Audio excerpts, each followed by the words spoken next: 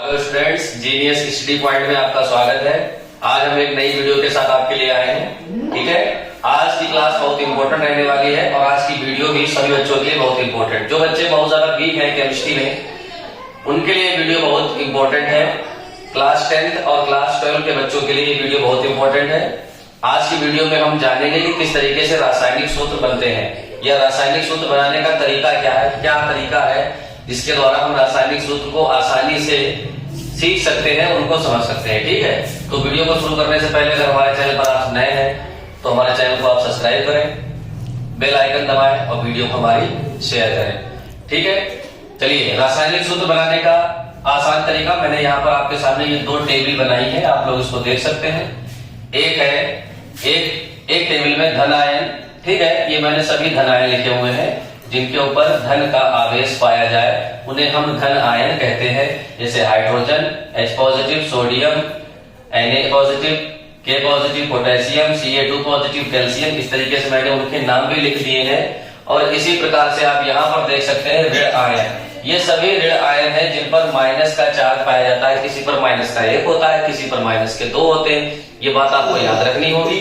ठीक है, जैसे क्लोरीन पर माइनस का चार्ज होता है तो उसको क्लोराइड कहते हैं, ब्रोमीन पर माइनस का चार्ज होता है तो उसको ब्रोमाइड कहते हैं। ऐसे ही ऑक्सीजन पर माइनस के 2 चार्ज होते हैं तो उसको ऑक्साइड कहते हैं।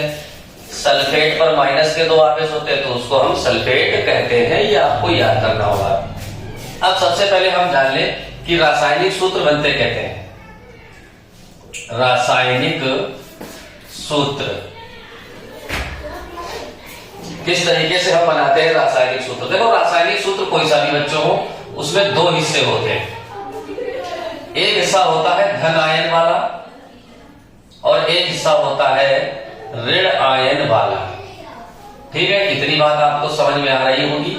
कोई भी रासायनिक सूत्र आप ले ले, उसमें एक हिस्सा जो होता है वो धन आयन का होता है, एक जो होता है वो ऋण आयन का होता है। अब जल्दी जल्दी समझते हैं कि किस तरीके से धन आयन और ऋण आयन वाले हिस्से को हम पहचानेंगे या इनको जोड़कर किस तरीके से रासायनिक सूत्र बनाएंगे। ठीक है, स्टार्टिंग करते हैं। धन आयन मतलब जिन पर धन का आवेश हो, ऋण आयन मतलब जिन पर ऋण का आवेश पाया जाए उनको हम ऋण आयन कहते हैं। ठीक है, तो धन आयन, चलिए कोई सा एक धन आयन ले लेते हैं हम। स्टार्टिंग हाइड्रोजन है, हाइड्रोजन से स्टार्टिंग कर लेते हैं। पहला सूत्र हम बनाने जा रहे हैं।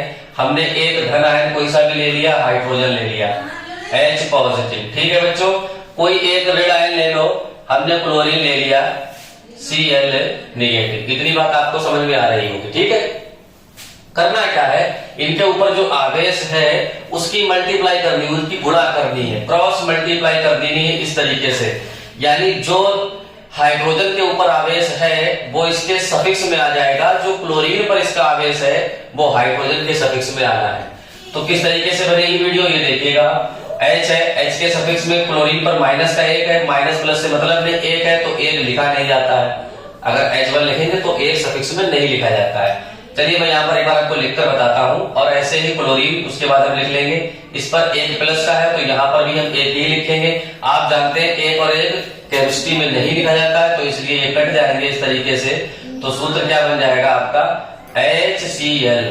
HCl बन गया। अब इसका तुम्हें नाम नहीं पता तो नाम बताने का भी आपको तरीका बता दूं। H पॉजिटिव का नाम क्या लिखा है, हाइड्रोजन, तो आप लिख देंगे हाइड्रोजन।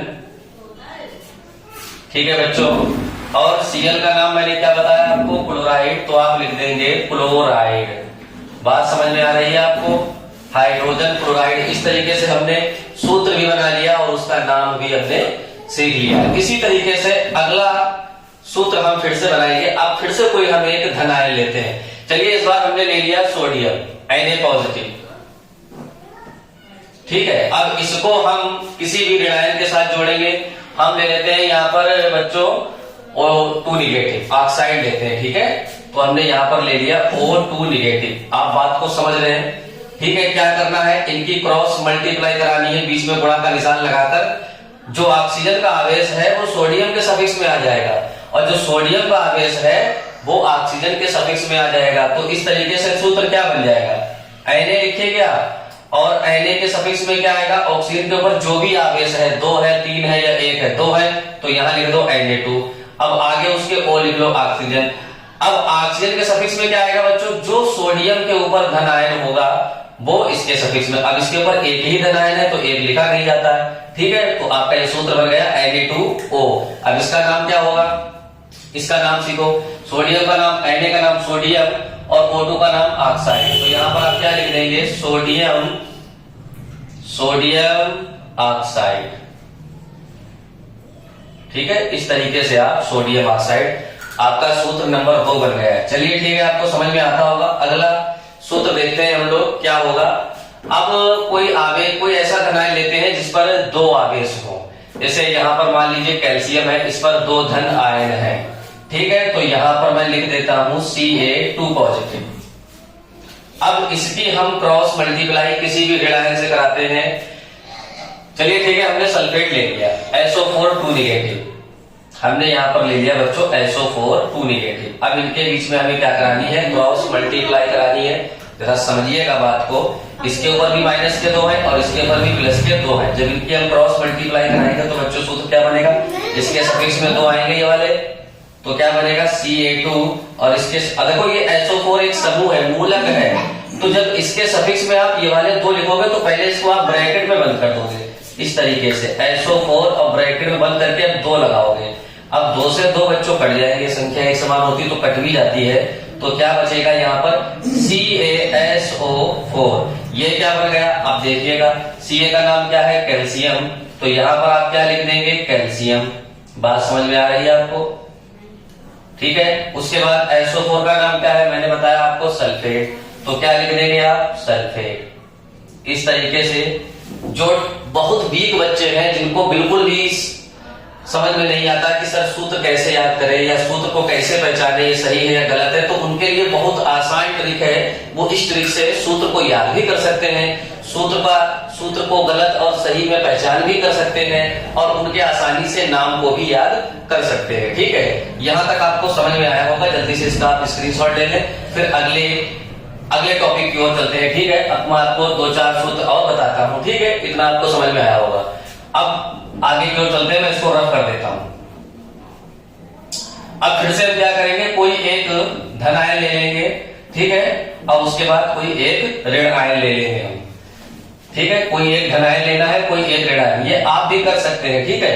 ये कोई बहुत बड़ी बात नहीं है, इसको आप भी आसानी से बना सकते हैं। धन आयन को ऋण आयन के साथ ही आपको जोड़ना है। अब मैं आपको 2-3 कंपाउंड और बताऊंगा, बाकी आपको खुद बनाने होंगे। अब जैसे यहाँ पर आप देख पा रहे हैं कि ये 2 कापर हैं। अब कापर जो होता है बच्चों डी ब्लॉक का होता है। डी ब्लॉक के तत्व जो होते हैं उन पर आवेश एक समान नहीं होता। कापर डी ब्लॉक का है तो कापर पर एक आवेश भी होता है, कापर पर 2 आवेश भी होते हैं। अगर एक आवेश है तो उसको क्यूप्रस पढ़ते हैं और अगर 2 आवेश है तो उसको क्यूप्रिक पढ़ते हैं, ठीक है। ये बात आपको समझ में आ रही होगी। ऐसे ही आप देखिए यहाँ पर आयरन Fe और यहाँ पर भी Fe है। एक Fe के ऊपर 2 आवेश हैं, एक Fe के ऊपर 3 आवेश है दोनों आयरन। जिसके ऊपर 2 आवेश है उसको फेरस, जिसके ऊपर 3 आवेश है उसको फेरिक कहते हैं। अब इसका मतलब मैं आपको समझा दूं। अब ये देखो 2 एलिमेंट एक से है, ये भी 2 एलिमेंट एक से, दोनों कापर है, यहाँ पर दोनों आयरन है, लेकिन दोनों पर आवेश अलग अलग है। अब इसकी पहचान कैसे करेंगे आप, अगर कापर पर एक आवेश है और अगर कापर पर 2 आवेश है तो जिसके ऊपर आवेश कम होता है बच्चों उसके नाम में अस आता है। क्या आता है लास्ट में, अस। और जिस पर आवेश ज्यादा होता है उसके नाम में क्या आता है बच्चों, इक आता है। अब आप चेक कर लीजिए, अगर Cu पॉजिटिव है और यहाँ पर Cu2 पॉजिटिव है, इस पर आवेश कम है तो इसका नाम क्या है, क्यूप्रस। क्यूप्रस, अस आया लास्ट में, आ रहा है ना अस। अब यहाँ पर आप चेक करिए Cu2 पॉजिटिव, यहाँ पर क्या नाम है, क्यूप्रिक। तो क्या है, इक। इसके नाम में क्या आ रहा है, इक। ऐसे इसमें चेक करिए आप, Fe2 पॉजिटिव और Fe3 पॉजिटिव है। इस पर कम आवेश, इस पर ज्यादा आवेश है, तो जिस पर कम आवेश है उसके नाम में क्या आएगा बच्चों, अस आएगा। जिसपे ज्यादा आवेश है उसके नाम में क्या आएगा, इक आएगा, ठीक है। तो देखिए Fe2 पॉजिटिव को हम क्या कहेंगे, फेरस। फेरस, अस आया लास्ट में। और इस पे Fe3 पॉजिटिव, इसके नाम में क्या आ रहा है, फेरिक। तो लास्ट में क्या आ रहा है, इक आ रहा है। अब इनके हम कुछ आपको सूत्र बनाकर बताते हैं। जैसे अगला हमारा कंपाउंड है, इधर देखिएगा। अब हमने ले लिया Cu पॉजिटिव, Cu पॉजिटिव। ठीक है, अब इसको हम किसी भी ऋण आयन के साथ जोड़ देते हैं। तो हमने ले लिया ऑक्सीजन जिस पर है माइनस के 2 आवेश। अब इनकी बच्चों हम कर लेते हैं क्रॉस मल्टीप्लाई।